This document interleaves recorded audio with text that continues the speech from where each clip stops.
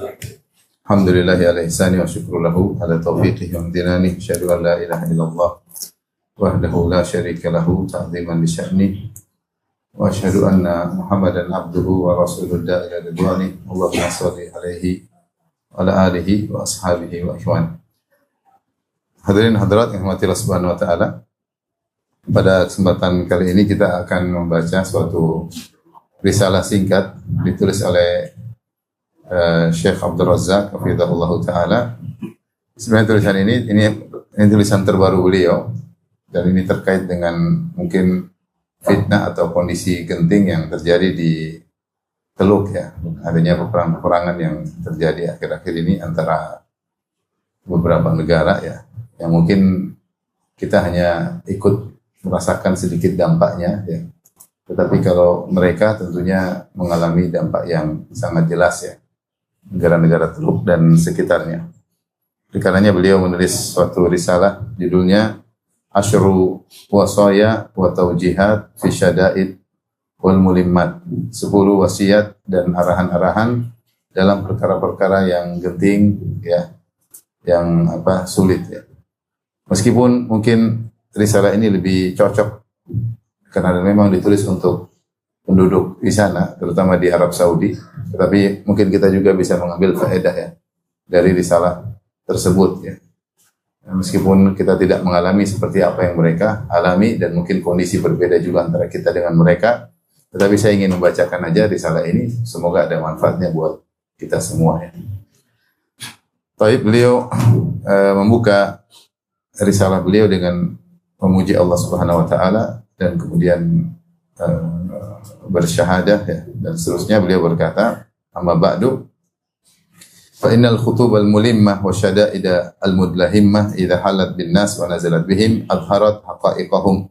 Sungguhnya kalau muncul atau terjadi kejadian-kejadian berat, kejadian-kejadian genting, fitnah-fitnah menimpa manusia, maka kejadian kondisi-kondisi genting ini akan memunculkan hakikat manusia. Wa kasyafat ma'adinahum, dan akan membongkar ya, apa yang tersembunyi selama ini dari hakikat manusia, masyarakat. Wa mayyazat thayyibahum min khabithim, dan akan terbedakan mana yang baik dan mana yang buruk.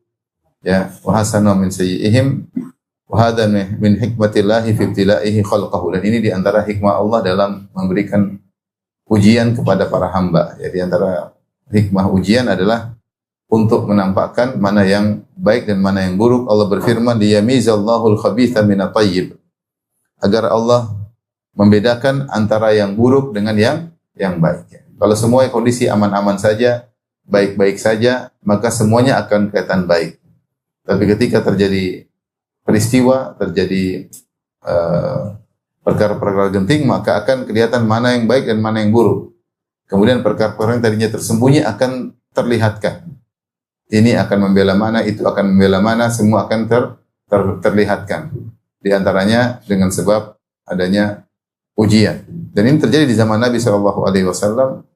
Ketika terjadi perang Uhud, maka kelihatan orang-orang munafik yang sebelumnya mungkin tidak kelihatan atau masih bersembunyi-sembunyi. Namun ketika terjadi perang Uhud, semakin kelihatan. Demikian juga ketika terjadi perang Khandaq juga kelihatan. Demikian juga apalagi ketika terjadi perang Tabuk semakin kelihatan. Oleh karenanya kebaikan dan keburukan akan terlihat ketika terjadi fitnah-fitnah. Demikian juga akan ketahuan mana yang imannya kuat dan mana yang imannya lemah. Allah memberikan ujian besar seperti mungkin yang terjadi sekarang, atau ujian pribadi masing-masing orang, tingkat level keluarga atau level pribadi. Kalau sekarang mungkin level negara yang terjadi di sana.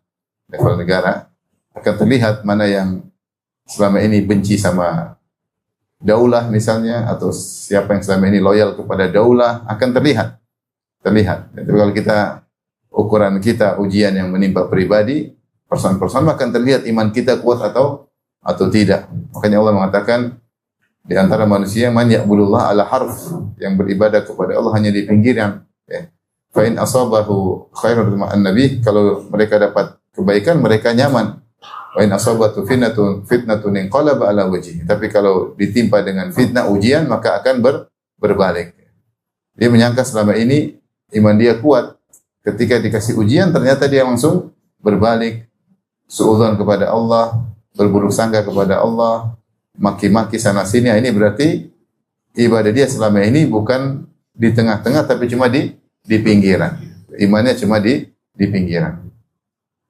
Karena beliau berkata, hafizahullah taala, wa inna lil imani sahih wal aqidati salimah atharun qawiyan. Sungguhnya iman yang benar dan akidah yang lurus memberi dampak yang kuat. Wa dauran barizan fi taghallub ala syada'id wal mulimmat, dan memiliki peran yang besar. Akidah yang kuat, iman yang benar memiliki peran yang besar dalam mendominasi dalam perkara-perkara yang genting, itu tidak terbawa, tidak tergelincir bersama dengan fitnah. Wal masaib wal mihan, demikian juga musibah-musibah dan ujian-ujian yang menimpa. Wa nawazil wal fitan, peristiwa-peristiwa yang datang. Dzalika anna sahibal imani sahih wal aqidati salimah qad ta'allama min dinihi umuran muhimmah. Hal ini karena orang yang memiliki iman yang benar dan akidah yang lurus sudah belajar tentang agamanya perkara-perkara yang penting. Wa durusan azimatan tu'inuhu ala thabat fil ahwali syadidah, dan sudah belajar mengambil pelajaran-pelajaran yang agung dari sebelumnya yang bisa membantu dia untuk tegar dalam kondisi-kondisi berat. Ini mungkin kalau Syekh sedang berbicara tentang kondisi mereka, tapi saya bilang ini kita juga cocok buat kita. Yang kita juga masing-masing ada ujiannya. Masing-masing ada ujiannya atau tidak? Atau enggak ada yang diuji? Ada yang diuji dengan istrinya, benar atau tidak? Ada yang diuji dengan suaminya, benar enggak ibu-ibu? Ada yang diuji dengan anaknya, ada yang diuji dengan mertuanya, ada yang diuji dengan kesehatannya, ada yang diuji dengan keuangannya, ada yang diuji dengan kerabatnya sendiri. Masing-masing punya ujian, dan mustahil orang hidup tanpa ujian. Tapi belajar yang benar, akidah yang benar, iman yang benar memiliki peran dalam bisa mendominasi, yaitu iman yang mendominasi, ya, sehingga tetap tegar dalam ujian-ujian tersebut. Berikut ini adalah sejumlah wasiat-wasiat dan arahan-arahan yang penting terkait dengan bab ini. Aku berdoa kepada Allah semoga ada kebaikan dan bermanfaat bagi kita semua. Kemudian beliau mulai masuk menyebutkan 10 wasiat. Yang pertama, sekali lagi saya bilang ini tulisan terbaru dari Syekh terkait dengan peristiwa yang sedang terjadi di negeri Teluk, ya. Tapi saya rasa ini umum buat kita juga, karena ini bermanfaat buat kita menghadapi ujian kecil maupun ujian besar, ujian tingkat nasional atau tingkat internasional atau tingkat interlokal maupun interlokal, atau tingkat pribadi, keluarga maupun pribadi. Wasiatul ula, wasiat yang pertama, husnudzanni billah, tetap berbaik sangka kepada Allah Subhanahu wa taala. Husnudzanni billahi aqidatun yanbaghi 'alal mu'min istihdaruha fi kulli waqtin wa hin. Berbaik sangka kepada Allah adalah suatu akidah yang hendaknya seorang mukmin selalu menghadirkan dalam dirinya dalam setiap waktu. Wa tata'akkadu indal ahdatsil 'azimah wal khutubil jasimah. Kata beliau, seorang berbaik sangka kepada Allah setiap saat, jangan pernah berburuk sangka. Setiap saat, setiap waktu.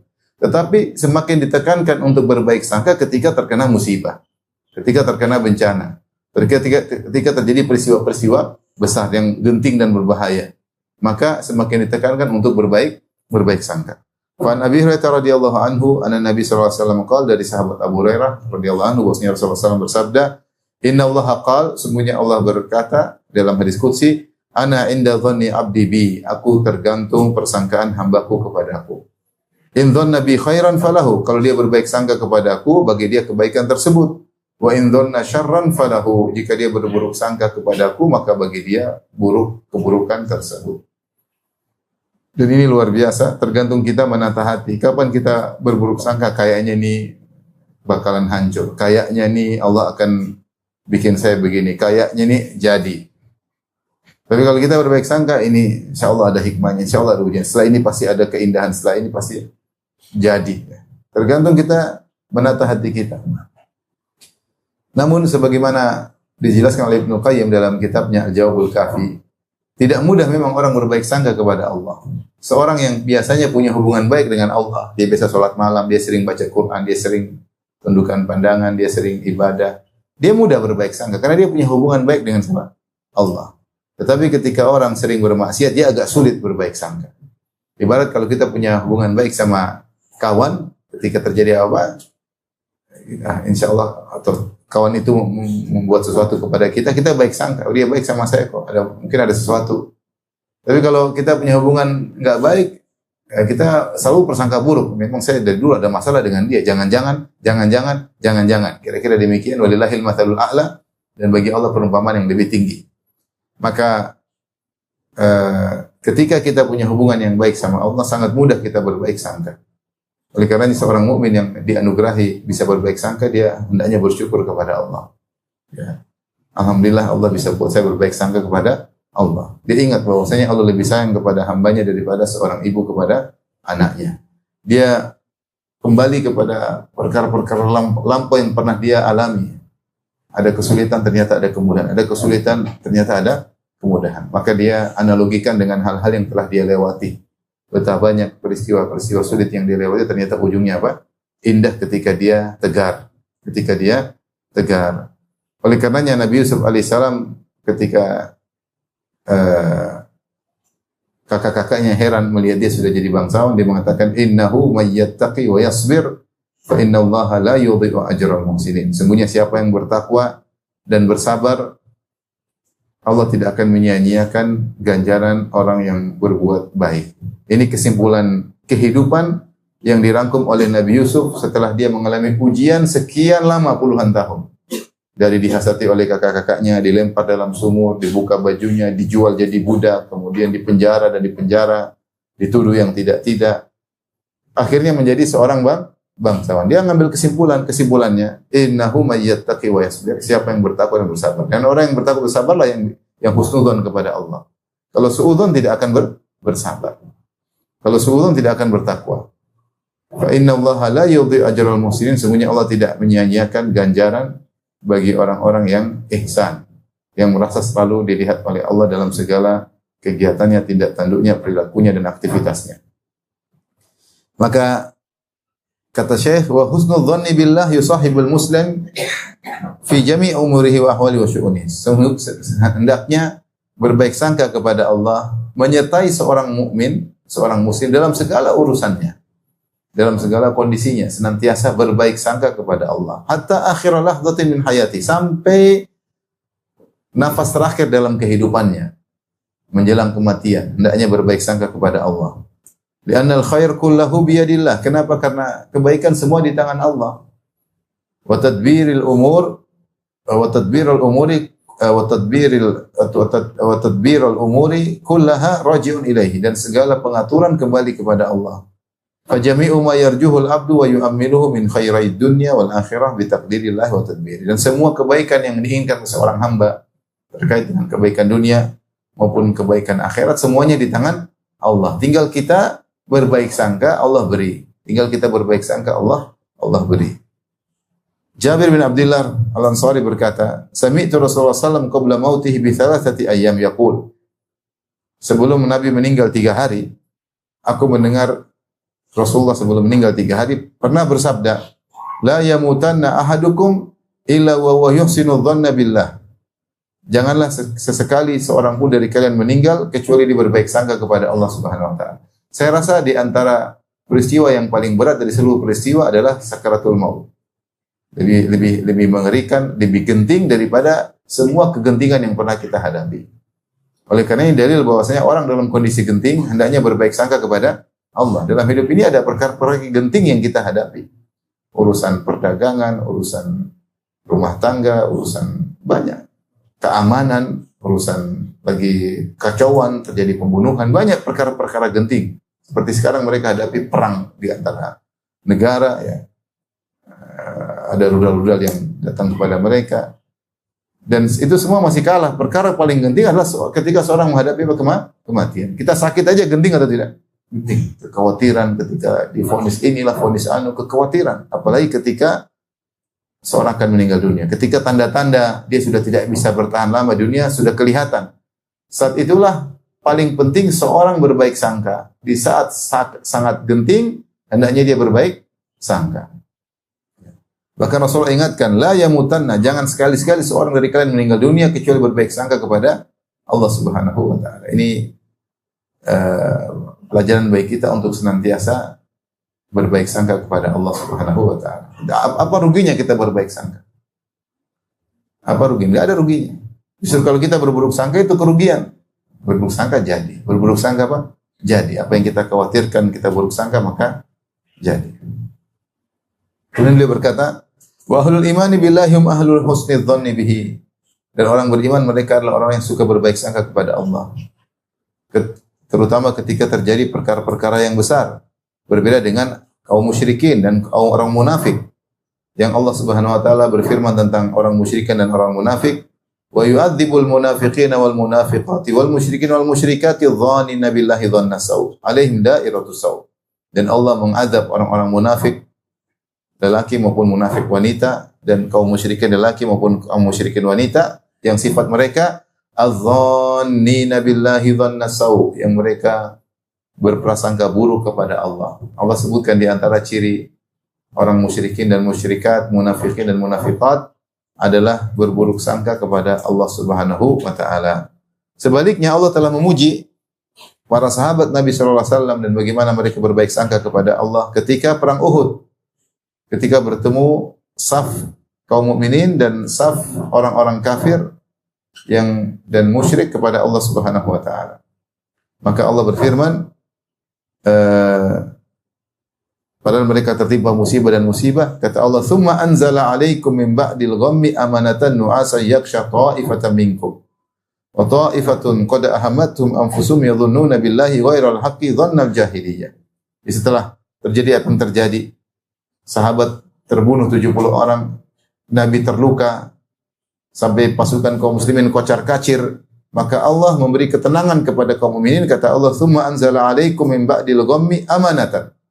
Maka nu'asa yakhsha ta'ifatan minkum, maka kami turunkan setelah penderitaan yang kalian rasakan, keamanan berupa rasa ngantuk yang meliputi sebagian kalian. Jadi para sahabat ditimpa dengan kesedihan, Allah kasih ngantuk. Ngantuk melupakan kesedihan enggak? Jadi keletihan, kesedihan, kegundah gulana, kekhawatiran jadi hilang dengan apa? Ngantuk. Kalau takut bisa tidur enggak? Nggak bisa. Tapi ketika Allah kasih ketenangan, mereka bisa tidur ngantuk. Sampai sebagian sahabat mengatakan pedangku jatuh-jatuh saking ngantuknya. Setelah itu Allah berfirman, wa ta'ifatan qad ahammatum, sementara kelompok yang lain mereka telah gelisah, mereka sibuk dengan diri mereka, tidak ngantuk sama sekali. Kenapa mereka tidak ngantuk? Kata Allah, yadhunnuna billahi ghairal haqqi dhannal jahiliyah. Karena mereka berprasangka kepada Allah dengan persangkaan buruk, persangkaan jahiliyah. Itu mereka menyangka kaum muslimin bakalan habis, Nabi bakalan mati, akan kalah semuanya, Islam akan selesai. Jadi mereka berburuk sangka kepada Allah Subhanahu wa taala, seakan-akan Allah akan mematikan nabinya, mengalahkan wali-walinya. Kata Abu Talha radhiyallahu anhu, "Ghashinan nu'asu wa nahnu fi masafina yauma Uhud."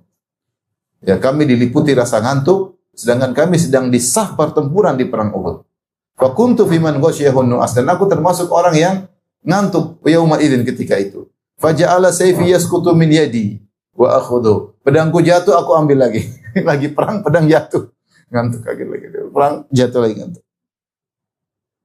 Wa yasqutu wa akhudhu, jatuh lagi, aku ambil lagi. Wa ta'ifatul ukhral munafiqun, sementara kelompok lain orang munafik. Laisa lahum hammun illa anfusuhum. Mereka tidak mikirin, mereka mikir diri mereka sendiri. Ajbadu qaumin wa ar'abuhum, mereka paling penakut dan paling takut, paling ketakutan dan paling pengecut dan paling ketakutan. Wa akhdhaluhum lil haqq, dan paling meninggalkan kebenaran. Yadhunnuna billahi ghairal haqqi dhannal jahiliyah. Mereka berprasangka kepada Allah dengan prasangkaan buruk, yaitu prasangkaan orang-orang jahiliyah. Kadzibuhum imanuhum, iman mereka adalah kedustaan mereka. Ahlu syakkin wa ribatin fillah, mereka senantiasa ragu kepada Allah Subhanahu wa taala. Jadi orang-orang beriman demikian ya. Ketika dalam kondisi genting mereka husnudzon kepada Allah. Demikian juga Allah sebutkan tentang misalnya dalam ketika perang Ahzab. Perang Ahzab tidak kalah dahsyat dengan perang Uhud. Jadi maksud saya, husnudzon ini muncul setelah terjadi kekalahan. Setelah kaum musyrikin masuk kemudian membunuh 70 apa? Pasukan kaum muslimin, kemudian pasukan kocar-kacir, ya. Tetap mereka berbaik sangka kepada Allah. Di antara ada yang berburuk sangka.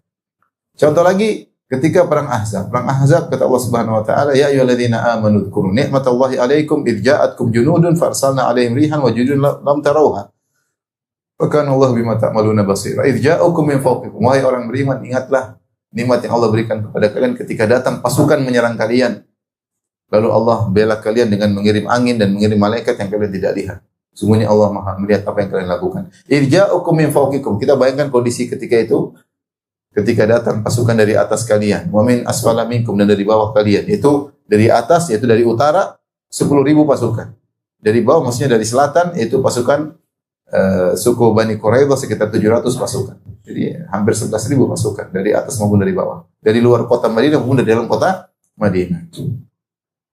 Wa idz zaghatil absaru wa balagatil qulubul hanajir. Ketika pandangan kalian sudah tidak bisa stabil dan jantung kalian sudah sampai ke kerongkongan, itu para sahabat mengalami kekhawatiran luar biasa karena pasukan yang datang begitu dahsyat. Kata Allah, wa tadhunnuna billahi dzununa, dan kalian berprasangka dengan berbagai macam prasangka. Ditafsirkan oleh para ulama seperti Al-Qurtubi, Ibnu Katsir. Lainnya itu ada banyak prasangka ketika itu. Kaum mukminin berprasangka baik, kaum munafikin yang ada dalam barisan kaum mukminin berprasangka buruk. Mereka prasangka ini bakalan habis. Mau bagaimana lagi? Dikepung atas bawah. Kata Allah, hunalika butuliyal mu'minun wa zulzilu zilzalan syadida. Di saat itulah kaum mukminin diuji dan digoncang dengan segoncang-goncangnya. Apa yang terjadi?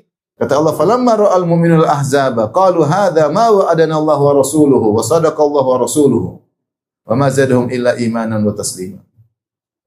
Ketika kaum mukminin melihat pasukan sudah muncul depan mata 10.000 pasukan, mereka berkata, hadza ma wa'adana Allah wa rasuluhu, ini yang telah dijanjikan oleh Allah dan Rasulnya, bahwasanya akan ada ujian. Wa sadaqa Allah wa rasuluhu, dan sungguh benar Allah dan Rasulnya. Wa ma zadahum illa imanan wa taslima, dan semakin bertambah iman mereka dan semakin bertambah pasrah mereka kepada Allah. Tawakal mereka semakin bertambah. Jadi orang beriman seperti itu, ketika datang ujian ya sudah. Mereka semakin bertawakal kepada Allah, semakin berbaik sangka kepada Allah Subhanahu wa taala. Lihatlah bagaimana Nabi Yakub alaihissalam, ini tadi ujian dalam taraf negara. Ada ujian dalam taraf person pribadi-pribadi seperti Nabi Yakub alaihissalam ketika kehilangan Nabi Yusuf. Nabi Yusuf hilang, setelah itu Binyamin hilang juga, dituduh mencuri, kemudian dipenjara. Kemudian kakak mereka ada yang tidak mau pulang. Dikabarkanlah sehingga 3 anaknya tertahan di Mesir. Yang satu entah kemana, Yusuf entah kemana, dia tidak tahu Yusuf jadi apa. Binyamin dituduh mencuri, kakaknya tidak mau pulang karena malu sama ayahnya. Maka ketika dikabarkan tentang kondisi anak-anaknya, ya, Nabi Yakub berkata, fasabrun jamil, saya hanya bisa bersabar dengan sabar yang indah. Itu sabar tanpa mengeluh kepada orang lain. Asallahu ayyatiyani bihim jami'an, semoga Allah mendatangkan mereka kepadaku. Itu di saat sudah sangat genting, malah Nabi Yakub berbaik sangka kepada Allah. Dia mengatakan, justru ini saatnya Allah akan datangkan, kembalikan mereka kepadaku. Kemudian beliau berkata, innahu huwal alimul hakim, sungguhnya Allah maha berilmu dan maha bijaksana. Ya, ada memang namanya ujian, pasti dialami. Tapi di saat genting ini, maka Allah akan kembalikan mereka kepadaku. Oleh karenanya, orang beriman berbaik sangka kepada Allah Subhanahu wa taala. Ibnu Katsir ketika mengomentari perkataan Abu Talha, wa huwa kama qala, demikianlah perkataan Abu Talha sebagaimana Allah telah berfirman, "Tsumma anzala 'alaikum ba'dil ghammi amanatan wa asa yakhsha ta'ifatan minkum."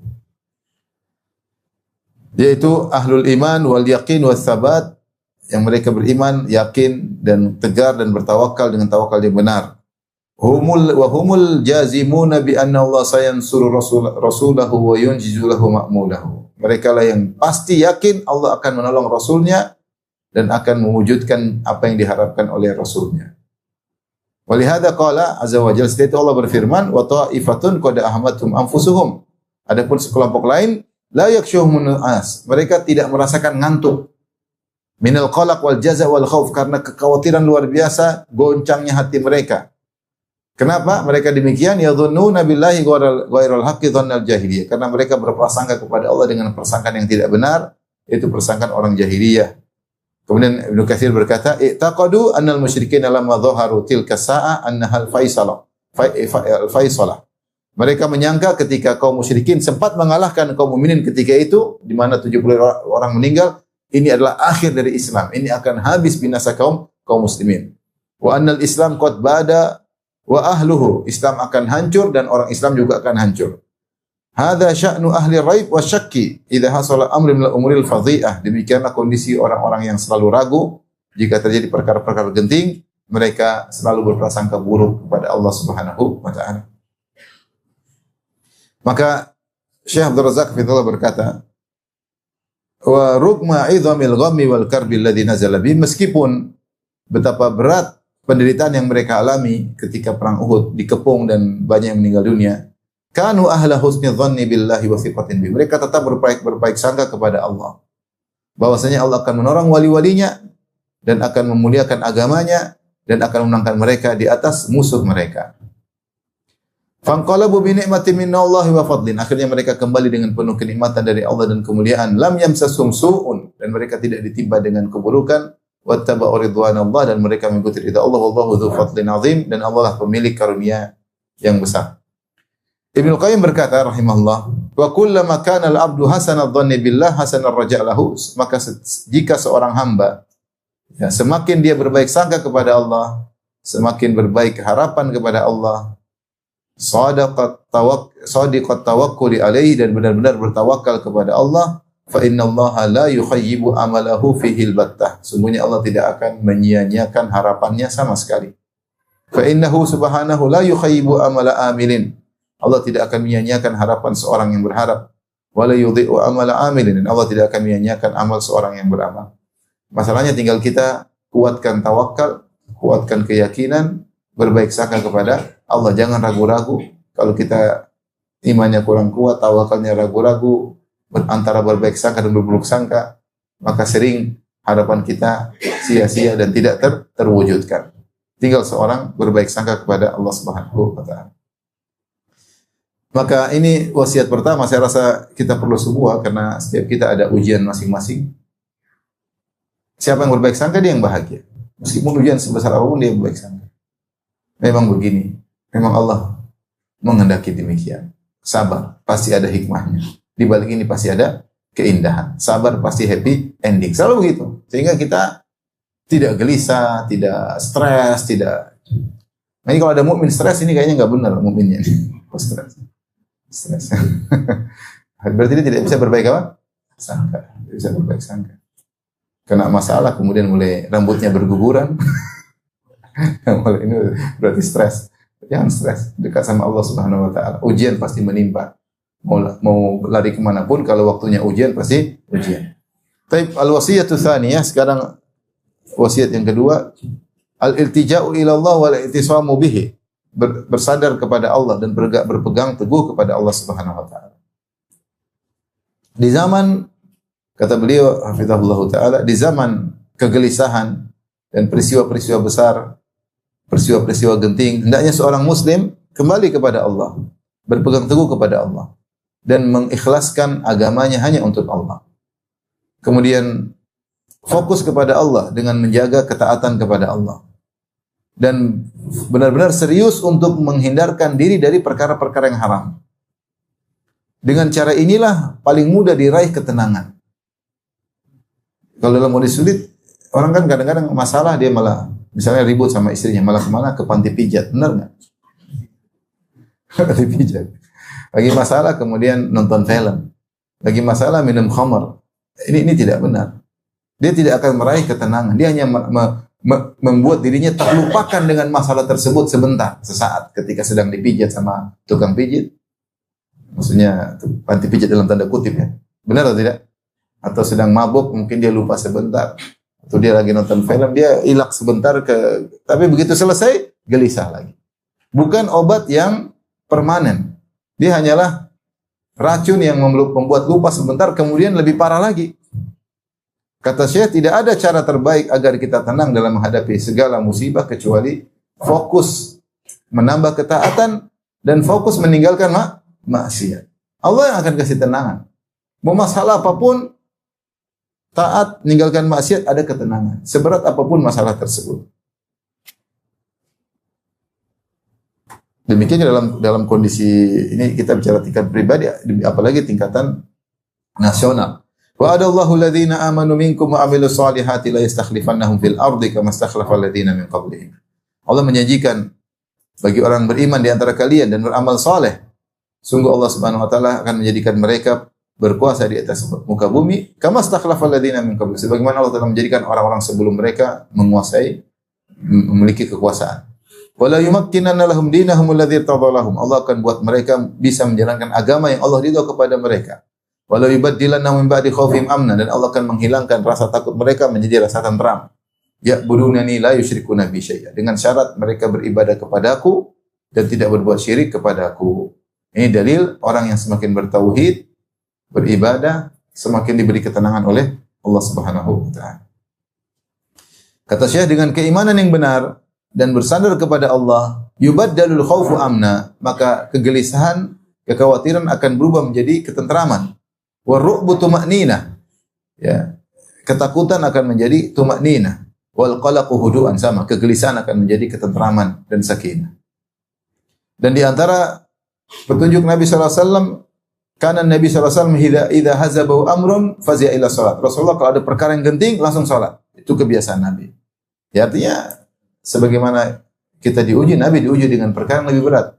Tapi kebiasaan Nabi kalau ada perkara genting langsung salat. Itu harusnya kita ikuti. Ada masalah sebelum kita diskusi sama siapapun, curhatkan dulu kepada Allah. Tidak seperti sebagian orang begitu ada masalah langsung yang pertama dia lakukan adalah status. Merubah apa? Status. Merubah apa? Profile picture. Berubah langsung. Apalagi? Pokoknya gitu. Langsung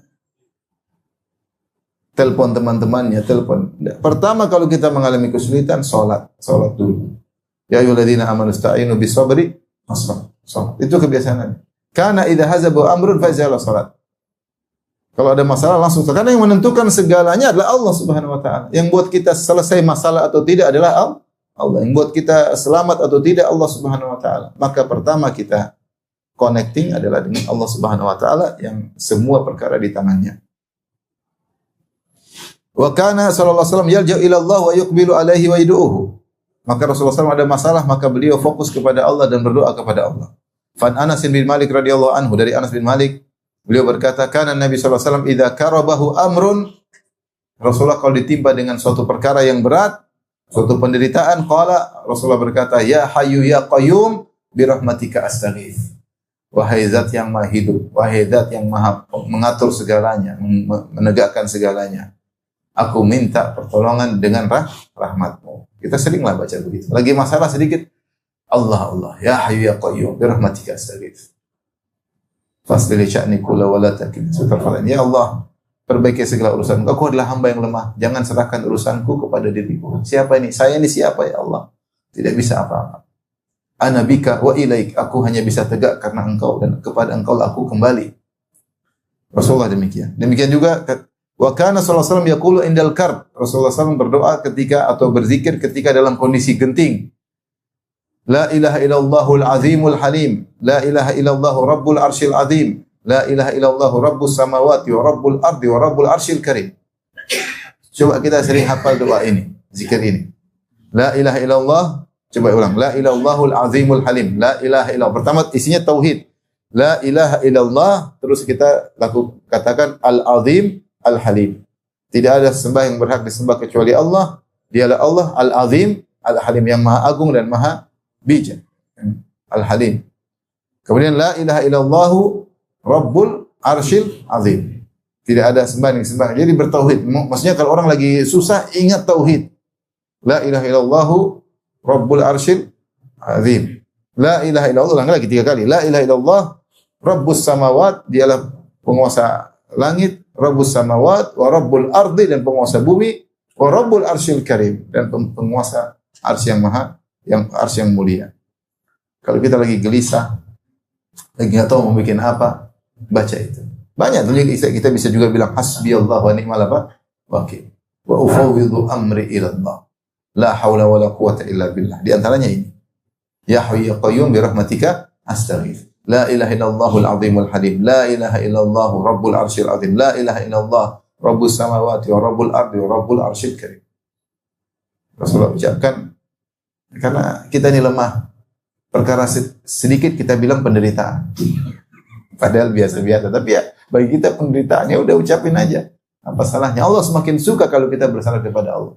Allah semakin suka jika kita selalu minta kepada Allah. Karena itu bukti kita ini lemah, mengakui kelemahan kita di hadapan Allah. Allah paling tidak suka kalau kita mengemis-ngemis sama orang. Makanya Allah tidak suka orang-orang yang merendah-rendah kepada manusia, sesama makhluk. Ada Allah, dia tinggalkan Allah, dia menuju kepada manusia. Maka pada dalil-dalil tadi menunjukkan bahwasanya hati jika dipenuhi dengan tauhid dan keikhlasan dan fokus kepada Allah, bersandar kepadanya, ya, dan disibukkan hatinya dengan perkara yang agung tersebut dan yang merupakan perkara teragung, yaitu tauhid merupakan perkara yang teragung, bahkan perkara teragung secara mutlak. Kalau dia sibukkan hatinya dengan tauhid dan pengagungan kepada Allah, tadhhabu anhul kurubat, maka penderitaan akan hilang darinya. Wa tazulu anhu syada'id wal gumum, dan kegentingan dan kegelisahan akan hilang darinya. Di antara dalakan ini kata Syekh Abdul Razak radhiyallahu taala an Ummi Salamah zaujin Nabi sallallahu alaihi wasallam, dari Ummu Salamah, dia berkata, istaiqadha Rasulullah sallallahu alaihi wasallam lailatan fazi'an. Rasulullah SAW terbangun di malam hari kaget. Kaget terbangun, yaqul, kemudian Rasulullah berkata, subhanallah, ma'adha anzalallahu minal faza'in. Maha suci Allah, betapa banyak khaza'in, itu kenikmatan-kenikmatan yang Allah turunkan. Wa ma unzila minal fitan, betapa banyak fitnah-fitnah yang Allah turunkan. Karena memang fitnah itu ujian dari siapa? Dari Allah. Kemudian apa solusinya? Man yuqidhu sawahibal hujurat. Siapa yang bangunkan pemilik-pemilik hujurat? Itu siapa yang bangunkan istri-istriku? Yuridu azwajahu likay yusalli dina, agar mereka salat. Rasulullah bilang Allah turunkan banyak fitnah. Solusinya apa? Suruh salat. Rubba kasiyatin fid dunya, betapa banyak wanita berpakaian di dunia, ariyatin fil akhirah, di akhirat tidak berpakaian. Itu betapa banyak orang yang di dunia punya kemewahan, di akhirat terhina. Maka ketika Rasulullah mengatakan betapa banyak fitnah-fitnah yang Allah turunkan, solusinya Rasulullah menyuruh istri-istrinya untuk salat malam. Bangunkan salat malam. Ini dalil kalau kita dapat masalah salat malam. Dan meskipun tidak ada masalah juga salat malam, jangan ada masalah saja. Apalagi kalau ada masalah. Siapa yang bisa menghilangkan masalah kita? Allah Subhanahu wa taala. Banyak orang kaya yang tidak bisa apa-apa. Dia tidak bisa mengandalkan kekayaannya untuk menghilangkan masalahnya. Banyak pejabat punya masalah, banyak enggak? Dia tidak bisa mengandalkan jabatannya untuk menghilangkan masalahnya. Dia tidak bisa mengandalkan kuasaannya. Dia menyangka bahwasanya kalau dia sudah kaya, semua bisa masalah selesai. Enggak. Masalah yang menyelesaikan cuma siapa? Allah Subhanahu wa taala. Oleh karenanya solusinya Rasulullah suruh istrinya untuk bangun salat. Maka Rasulullah SAW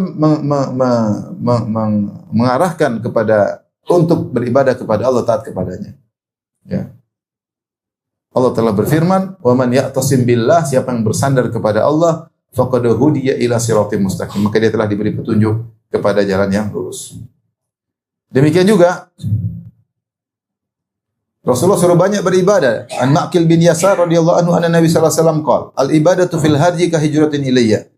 Beribadah di masa-masa fitnah seperti hijrah kepadaku. Wal harju huwa ikhtilatu umurin nas. Adapun al-harju, ya, adalah terjadinya perkara yang rancu, kacau, usulul fitan, terjadi fitnah, wal qalaqil, kegoncangan, kegelisahan, pembunuhan, dan munusyubil mihan, yaitu terjadi ujian-ujian. Maksudnya kondisi yang carut marut, fitnah. Maka yang terbaik adalah beribadah. Dan ibadah ketika di masa-masa seperti itu, pahalanya seperti hijrah kepada Nabi sallallahu alaihi wasallam. Bayangkan hijrah kepada Nabi, pahala luar biasa. Dari Mekah menuju Madinah. Kata Syekh, bisa jadi sebab kenapa ibadah di musim-musim fitnah pahalanya sangat besar. Kenapa? Karena mayoritas manusia di musim-musim fitnah sibuk dengan fitnah sehingga tidak beribadah. Mereka sibuk dengan katanya dan katanya. Sibuk ngeklik berita, nggak habis-habis. Meskipun beritanya berulang-ulang tidak bosan diklik. Beritanya itu aja juga tidak bosan diklik-klik. Benar atau tidak? Benar atau tidak? Sebagian mereka sibuk komentar, sudah ngeklik komentar lagi. Sudah ngeklik balas komentar. Bahkan wa tasaddir laha, bahkan menunjukkan dia yang ahli dalam fitnah tersebut. Malah dia menjadi bukan cuma komentar, bahkan dia menjadi pengamat. Dia tunjukkan solusinya, macam-macam dia ucapkan, padahal bukan bidangnya. Walihada 'azzama Nabi sallallahu alaihi wasallam sya'al ibadati fi hadzal waqt. Maka Nabi SAW menjadikan ibadah di zaman-zaman fitnah perkaranya besar.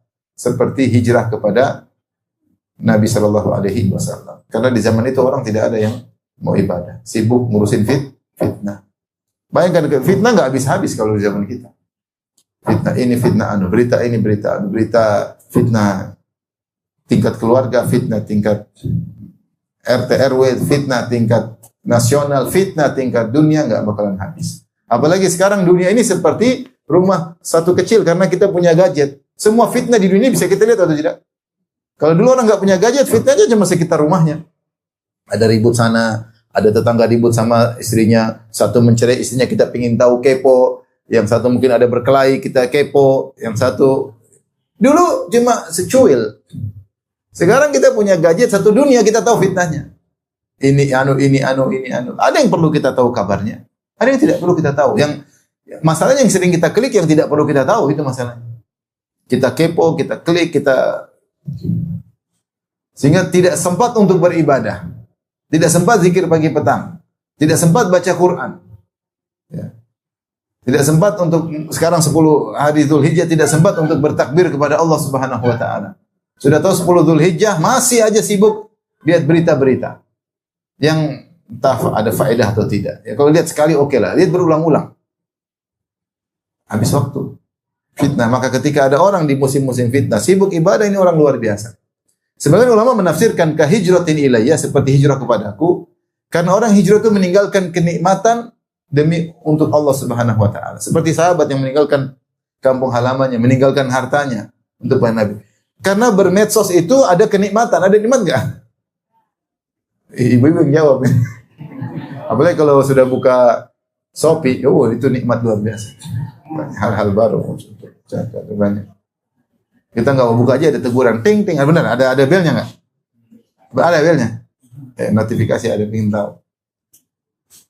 Akhirnya kita nggak sempat beribadah. Nah kalau kelezatan itu kita tinggal. Memang lezat. Siapa yang tidak lezat? Berita gibah lezat, berita fitnah lezat, berita artis lezat. Kita nggak sangka 1 jam baca. Apalagi kalau macam-macam lah yang menyenangkan. Film dan macam-macam menyenangkan. Tapi orang meninggalkan di masa-masa fitnah, dia sibuk ibadah seperti hijrah. Karena orang berhijrah meninggalkan kelezatan. Karena Allah Subhanahu wa taala.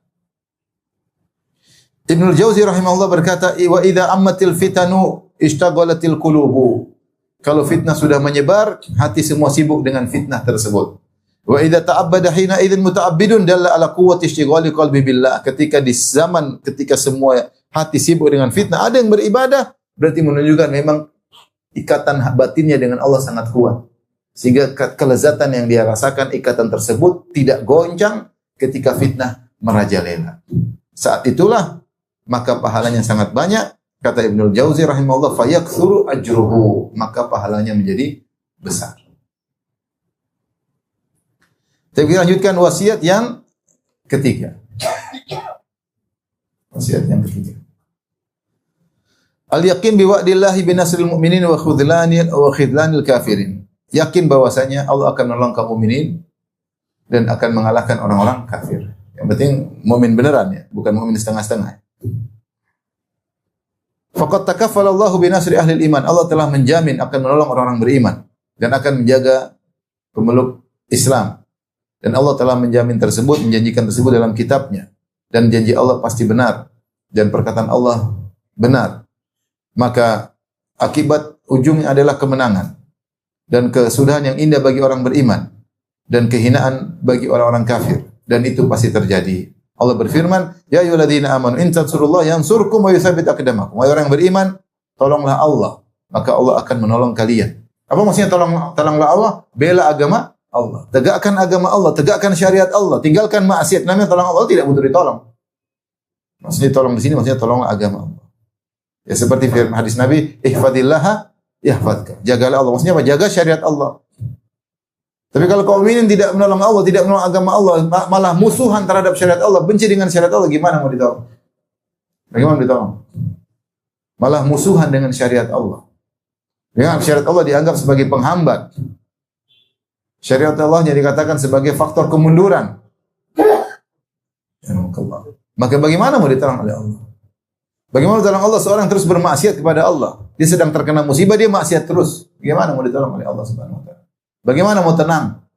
Allah berfirman, "In tansurullah," kalau kalian tolong Allah, yansurkum. Allah akan tolong kalian. Wa yutsabbit aqdamakum, kalau kalian dalam peperangan, Allah akan kokohkan kaki-kaki kalian. Walladzina kafaru fata'sal lahum wa dhalla amalan. Adapun orang-orang kafir celaka mereka dan Allah akan menyia-nyiakan amalan mereka. Kata Nabi sallallahu alaihi wasallam, dan Allah berfirman, "Wa man nasru illa min indillah." Tidak ada pertolongan kecuali dari sisi Allah, Al-Aziz, yang Maha perkasa dan Maha bijak, Al-Hakim. Kata Allah, "Wa la yansuranna Allahu man yansuruh." Allah akan menolong siapa yang menolongnya. Innallaha laqawiyyun aziz. Sesungguhnya Allah Subhanahu wa taala Maha kuat lagi Maha perkasa. Jadi Allah pasti menolong orang mukmin, tapi kita harus melakukan sebab pertolongan tersebut, itu beriman dengan iman yang benar. Kalau kita tidak bisa skala nasional seperti itu, paling tidak skala keluarga, skala pribadi, seorang berusaha untuk beriman dengan iman yang benar. Ya. Makanya Nabi SAW mengatakan, "Idza taraktumul jihad," kalau kalian meninggalkan jihad, wa tabatum adnabal baqar, kalian mengikuti ekor-ekor sapi, itu sibuk dengan dunia. Kemudian waraditum bizara, kemudian senang dengan cocok tanam. Kemudian tabayatum bil inah, kemudian kalian melakukan praktek riba dalam jual beli. Maka Allah akan membuat kalian, sallallahu alaikum zullan, Allah akan memberikan kehinaan pada diri kalian. Jadi kalau mau ingin ditolong, ya iman yang benar.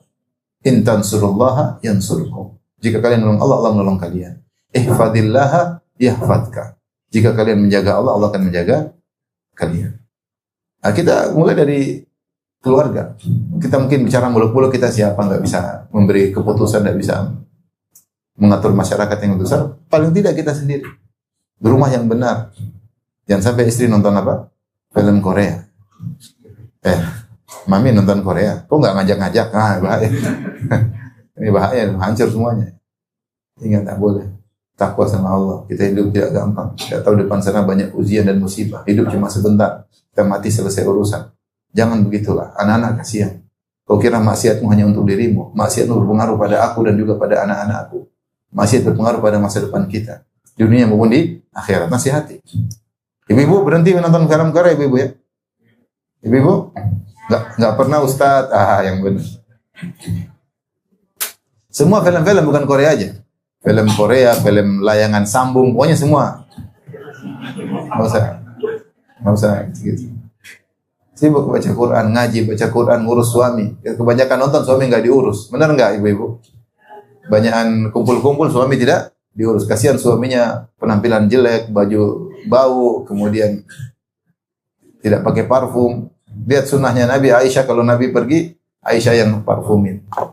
Aisyah yang sisirin rambutnya. Ibu-ibu mana? Benar ibu kalau suami pergi di parfumin? Suami di rambutnya disisirin? Benar nggak ibu-ibu? Enggak ada rambutnya. Ya. Makanya ini Syekh bicara tentang skala nasional. Ini kan kejadian di negara sana, lagi perang, lagi rudal datang, lagi banyak isu. Dia bicara nasional. Mungkin kita ambil faedah untuk skala pribadi.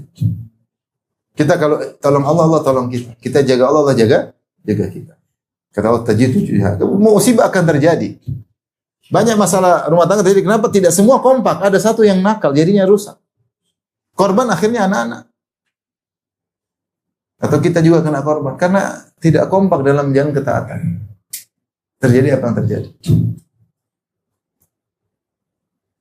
Kalau kita kerjasama bareng-bareng, insya Allah Allah jaga. Kerjasama yang indah antara suami dan istri. Kita bicara skala keluarga. Kita sama-sama bekerja sama, tolong Allah, Allah akan tolong kita. Kalau ujian akan terjadi, ujian pasti Allah kasih. Gak mungkin gak ada ujian. Tapi ketika kita bisa tegar hadapi ujian, kenapa? Karena kita dekat dengan Allah Subhanahu wa taala. Allah berjanji akan menolong. Allah tidak akan menyelisih janji. Innallaha la yukhliful mi'ad. Allah tidak menyelisih janji. Wa'dallah la yukhlifullahu wa'dah. Allah berjanji dan Allah tidak akan menyelisih janjinya. Walakinna aktsara nasi la ya'lamun. Tapi banyak orang tidak tahu akan hal tersebut. Demikian juga Allah telah berjanji akan menghinakan orang-orang kafir dan akan menghancurkan mereka. Ya. dan menjadikan mereka pelajaran bagi orang-orang yang mengambil pelajaran. Allah berfirman, alaihim dairatus sau, bagi mereka dairatus sau itu akan kena jatah keburukan, akan datang waktu mereka untuk mengalami keburukan. Meskipun mereka senang-senang sekarang, menang-menang, saat-saat mereka akan hancur. Tapi caranya orang beriman harus kokoh. Kalau sama-sama enggak kokoh ya sama-sama kacau. Ini cerita orang beriman kokoh imannya, orang kafir kokoh dengan kokoh kufurannya. Terjadi apa yang terjadi, lama-lama mereka akan hancur satu saat, cepat atau lambat. Tidak mungkin langsung-langsungan. Karena Allah ingin ada ujian. Lihat bagaimana Musa berhadapan dengan Firaun, lama, tidak sebentar, bertahun-tahun lamanya baru kemudian dibinasakan. Tidak langsung, lama. Nabi dengan kaum musyrikin juga lama, tidak langsung, lama kan? Lama tidak? Lama. Nabi 13 tahun dia hancur-hancurin para sahabat. Kemudian perang baru setelah Fatu Makkah tahun 8 Hijriah baru. Berapa tahun tuh? 13 tambah 8, 21 tahun. Baru berhasil. Karena kalau langsung menang-menang ya tidak ada nilainya perjuangan. Allah punya hikmah yang lain.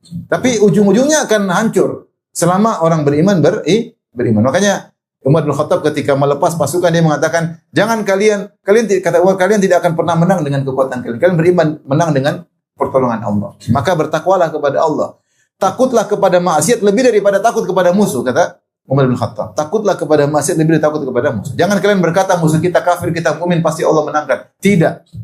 Kalau musuh kita kafir, kita beriman tapi bermaksiat, Allah tinggalkan kita. Kalau sudah tinggalkan, maka yang adu hanya materi lawan materi, dunia lawan dunia, kekuatan fisik lawan fisik. Dan kita kalah dengan kekuatan fisik mereka. Jumlah mereka lebih banyak, senjata mereka lebih kuat. Dan bukti akan hal ini sangat banyak dalam sejarah. Bagaimana orang zalim di awalnya menang, kemudian akhirnya hancur. Dan dari Abi Musa al-Asy'ari radhiyallahu anhu dari Nabi sallallahu alaihi wasallam, Rasulullah SAW bersabda, "Innallaha yumli lidh-dhalim." Allah mengulur orang zalim, dibiarin. Fa idza akhadahu lam yuflitu. Tapi kalau Allah sudah siksa dia tidak bisa kabur. Allah tidak akan lepaskan dia.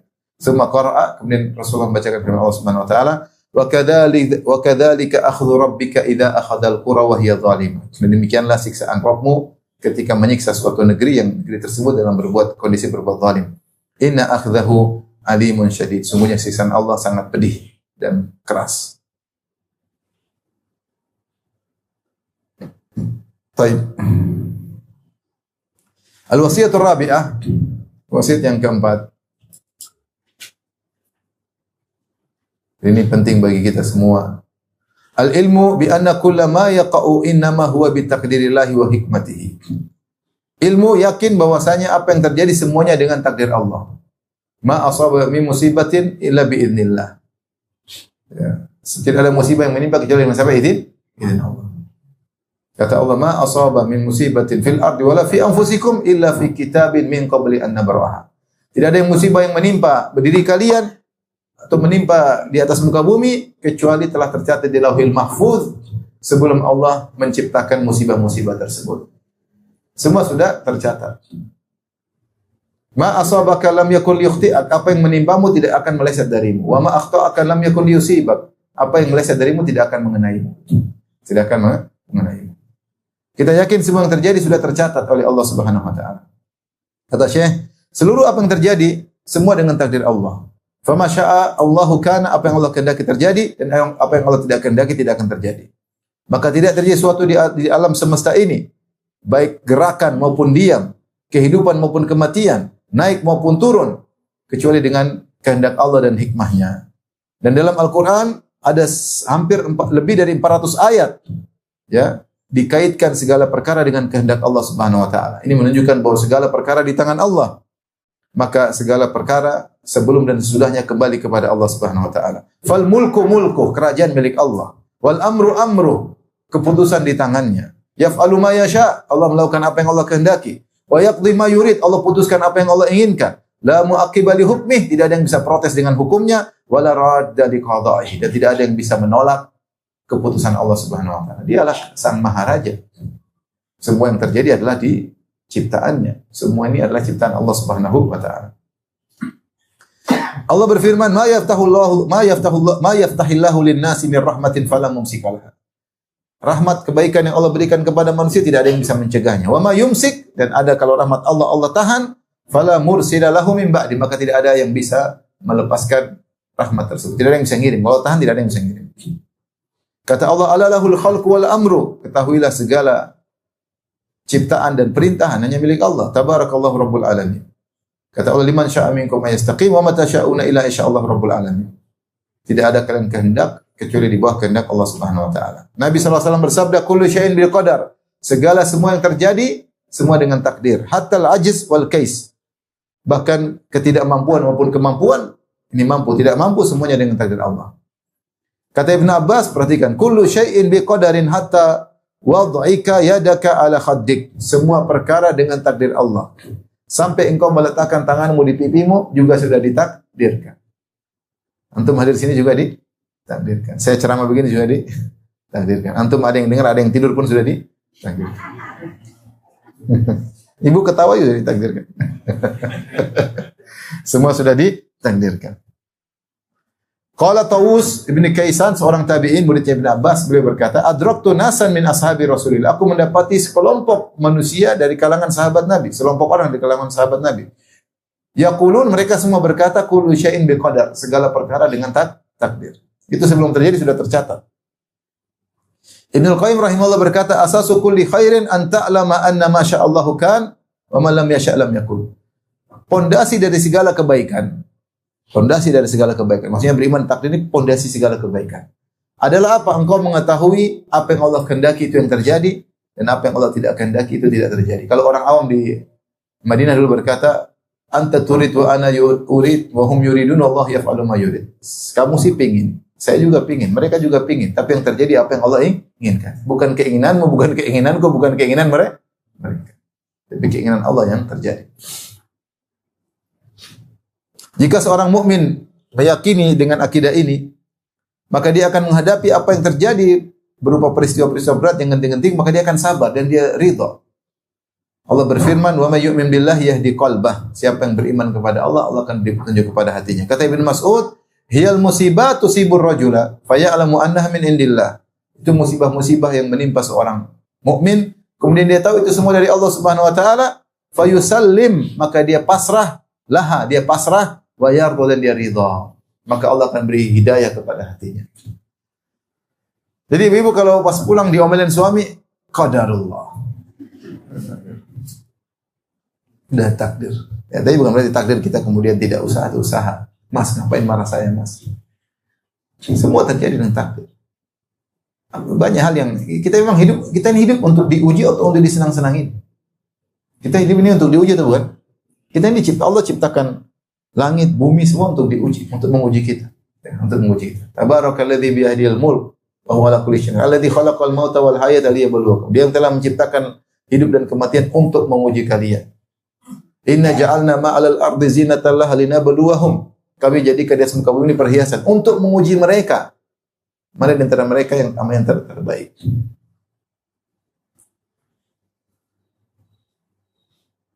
Kata Allah, "Wallazi khalaqas samawati wal ard fi ayyam wa kana arsyu 'alal ma' liyabluwakum ayyukum ahsanu amala." Dia yang telah menciptakan langit dan bumi dan arsy Allah di atas air untuk menguji kalian. Jadi Allah ciptakan langit itu untuk menguji kita. Ini semua diciptakan untuk diuji, kemudian penilaiannya belakang yaumuddin, pada hari pembalasan.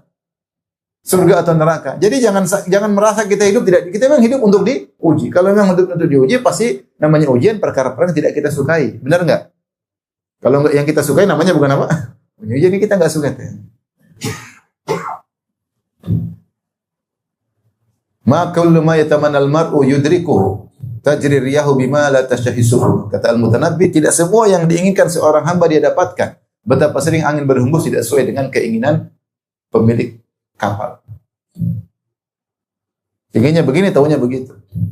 Pinginnya seorang menikah dapat istri soleha, cantik jelita. Terus apa lagi? Nurut, tidak pernah angkat suara.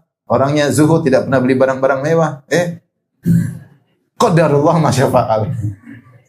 Tajri riyahu bima la tastahi sufun. Bima la tastahi sufun. Betapa sering angin berhembus tidak sesuai dengan keinginan para pelayar. Benar atau tidak? Pengennya anak bertakwa, soleh, hafal Quran gitu. Ternyata kayak bapaknya, enggak apa-apa. Banyak. Ini namanya ujian. Itu namanya. Tapi semua dengan apa? takdir. Nabi Nuh ingin anaknya soleh atau tidak? Tapi kafir atau tidak? Kafir. Nabi Lut ingin istrinya soleha, ternyata kurang ajar. Nabi Ibrahim ingin bapaknya beriman, tidak beriman. Tajri riyahu bima la tashtahi sufun. Betapa sering angin berhembus tidak sesuai dengan keinginan para pelayar. Nah, kita tahu kalau kita tahu kita ingin hidup untuk diuji, kita tahu yang kasih ujian siapa? Allah. Dan kalau Allah kasih ujian, kita tahu yang kasih ujian ini maha berilmu. Dia tahu kadar yang pas buat kita. Dia tahu yang terbaik bagi kita. Terimalah. Terimalah. Itu pasti yang terbaik kalau kita sabar menghadapinya. Wa may yu'min billah, siapa yang beriman ini semua dari Allah, yahdi qalba, Allah akan berikan hidayah kepada hatinya. Dapat pahala. Namun bukan berarti kalau dapat ujian kita kemudian tidak usaha untuk menghadapi, di antaranya dengan sabar. Agar hati kita tenteram, kita tenang, maka kata Nabi sallallahu alaihi wasallam, "Wa may yatasabbar yusabbirhullah." Siapa yang berusaha menyabarkan dirinya, Allah akan bikin dia sabar. Wa ma u'tiya ahadun ata'an khairan wa awsa'a minas sabr. Tidaklah seorang diberikan sesuatu pemberian yang lebih luas dan lebih baik daripada sabar. Ya ikhwan, kalau antum punya sifat sabar, antum telah diberikan karunia yang terbaik. Perangnya terbaik, perangnya apa? Sabar. Tapi itu butuh dilatih. Dilatih, ada masalah, sabar. Nanti masalah lebih besar, sabar. Masalah lebih besar lagi, sabar. Husnudzan. Latihan. Demikianlah kehidupan. Jangan pikir antum lolos dari ujian. Tidak akan lolos dari ujian. Semakin antum beriman, semakin banyak apa? Ujian. Semakin banyak ujian. Semakin ujian, semakin berat. Semakin beriman. Kata Syekh Abdul Razzaq hafizahullah ta'ala, fa'alal mu'min an yastahdhira anna ma yahsulu minal fitan wal ahdath wasyada'id innama huwa biqadarillah. Seorang mukmin harus yakin bahwasanya apa yang menimpa, apa yang terjadi berupa fitnah-fitnah, peristiwa-peristiwa seperti sekarang peperangan-peperangan, semua dengan takdir Allah. Wa waqi'un bi hikmatihi, semua dengan hikmah Allah Subhanahu wa taala. Imtihanan linnas, bagi ujian bagi manusia, wa ibtilaan lahum, sebagai cobaan bagi mereka. Allah berfirman, "Am hasibatum an tadkhulul jannata wa lamma ya'lamillahu alladhina jahadu minkum wa ya'lamas sabirin." Apakah kalian sabirin? Apa kalian menyangka akan masuk surga sementara Allah belum tahu di antara kalian siapa yang berjihad dan siapa yang sabar di antara Allah pengen lihat mana yang sabar, mana yang berjihad. Kalian merasa masuk surga gampang? Enggak. Am hasibatum an tutraku wa lamma ya'lamillahu alladhina jahadu minkum wa lam yattakhidhu min dunillahi wala rasuli wal mu'minina walija. Allah khabir ma ta'mal. Apa kalian menyangka masuk surga? Kalian dibiarkan saja tidak diuji? Tentu tidak, harus diuji. Wala nabluwannakum hatta na'lamal mujahidin minkum was-sabirina. Kami akan menguji kalian sampai kami tahu mana yang berjihad dan mana yang sabar. Wal hayatu kulluha medanun ibtila. Perkataan tidak ada Syekh Abdurrazzaq. Kata beliau, wal hayatu kulluha medanun ibtila'in. Namanya kehidupan ini seluruhnya adalah medan ujian. Wa darum imtihan, kita sedang hidup di negeri ujian. Kalau enggak pengen diuji, mati. Supaya masuk surga. Kalau pengen hidup, pasti masih diuji. Kalau udah mati, kita dapat pembalasan, baik atau buruk. Kalau dapat kebaikan, sudah nggak ada ujian lagi, selesai. Dapat buruk, ya diuji melulu. Kalau selama di dunia ini, kita sedang hidup di daru imtihan. Sedang hidup di negeri ujian. Memang kita diciptakan untuk diuji. Makanya Allah ciptakan iblis. Kenapa Allah ciptakan iblis? Supaya untuk jadi bahan apa? Ujian. Karena ada iblis, akhirnya ada Netanyahu. Gara-gara ada iblis, akhirnya ada Donald Trump. Kalau nggak ada Donald Trump, nggak ada, semuanya ngaji. Makanya, ya udah, memang Allah ciptakan kita untuk diuji. Mau hidup nggak diuji, nggak bisa. Ujian terkadang tidak kita duga-duga dari orang terdekat kita. Orang diuji dengan anaknya, diuji dengan istrinya, diuji dengan suaminya, diuji dengan muridnya, diuji dengan gurunya, macam-macam. Diuji dengan mertuanya, diuji dengan ibunya sendiri. Ada nggak orang diuji ibunya? Ada. Diuji dengan teman dekatnya, diuji dengan partner bisnisnya, ternyata kurang ajar, pengkhianat, ya itulah ujian namanya. Datang ujian dari arah yang dia tidak sangka-sangka. Itu ujian. Subhanallah. Itulah kehidupan. Semua bilang qadarullah. Semua sudah takdir. Ada hikmah di balik itu semua. Faminhum wan nasu fiha laisu sawaan, dan manusia dalam menghadapi ujian tidak sama. Faminhum man ya'budullah ala harfin, di antara mereka ada yang beribadah di pinggir-pinggir. Fa in asabahu khan ma'an nabi, kalau dapat kesenangan nyaman, kayaknya rajin ibadah. Wa in asabatu fitnatun inqalaba ala wajhi, tapi kalau karena ujian berbalik. Khasirat dunya wal akhirah, rugilah dunia dan akhirat. Ingat, bukan cuma rugi dunia, rugi juga di akhirat. Dzalika huwal khusranul mubin, itulah kerugian yang nyata. Wa minhum man ya'budullah ala ilmin wa basirah. Di antara mereka ada yang beribadah kepada di atas ilmu dan petunjuk. Wa imanin rasikh, di atas iman yang kokoh. Wa aqidatin sahihah, dengan akidah yang benar. Fa in asabatu fitnatun sabara. Jika ditimpa dengan fitnah dia sabar, fakana khairal lahu, maka lebih baik baginya. Wa in asabathu ni'matun syakar, kalau diberi kenikmatan dia bersyukur, fakana khairal lahu, dan itu baik baginya. Wa hadza la yakunu li ahadin illa lil mu'min. Ini tidak mungkin kecuali yang hanya pada orang mukmin. Fa amruhu kulluhu khair. Maka perkara seluruhnya baginya adalah baik bagi orang mukmin. Wa ahluhu wa ahwaluhu kulluha hasanatun thayyibatun. Kondisinya selalu baik dan indah. Wa awaqibuhu kulluha hamidah, dan kesudahannya selalu terpuji. Wal aqibatu lil muttaqin, dan kebaikan, kesudahan terbaik hanya untuk orang-orang yang bertakwa. Maka ini nasihat buat kita semua, meskipun mungkin kita menghadapi ujian taraf pribadi, taraf keluarga. Intinya yakin semua sudah ditakdirkan oleh Allah Subhanahu wa taala. Saya sering bilang, kasih contoh, kalau seorang laki-laki pulang ke rumah diomelin istri, dia bilang, istriku, omelanmu telah tercatat 50.000 tahun sebelum ciptakan langit dan bumi di Lauhil Mahfuz. Saya enggak mungkin bisa menghindari. Kata Nabi, ma asabaka lam yakun bi khuti'a. Apa yang menimpamu tidak akan bisa meleset. Omelanmu tidak bisa saya hindari. Kamu tetap aja kena. Karena sudah ditakdirkan bakalan kena omelan saya. Saya tidak tahu jatah omelanmu berapa buat saya. Tapi sudah berkurang hari ini 1 omelan. Entah 1000, entah 2000, hanya Allah yang tahu dalam Lauhil Mahfuz. Tapi alhamdulillah jatah omelan sudah berkurang. Benar enggak Bapak-bapak? Baik, masih panjang waktu kita udah habis ya. Masih ada 6. Mudah-mudahan di kesempatan yang lain. Ini sih mudah-mudahan yang bisa kita amalkan. Wallahu ta'ala alam bisawab. Ini saja yang saya sampaikan. Tapi demikian, wabillahi taufiq hidayah. Assalamualaikum warahmatullahi wabarakatuh.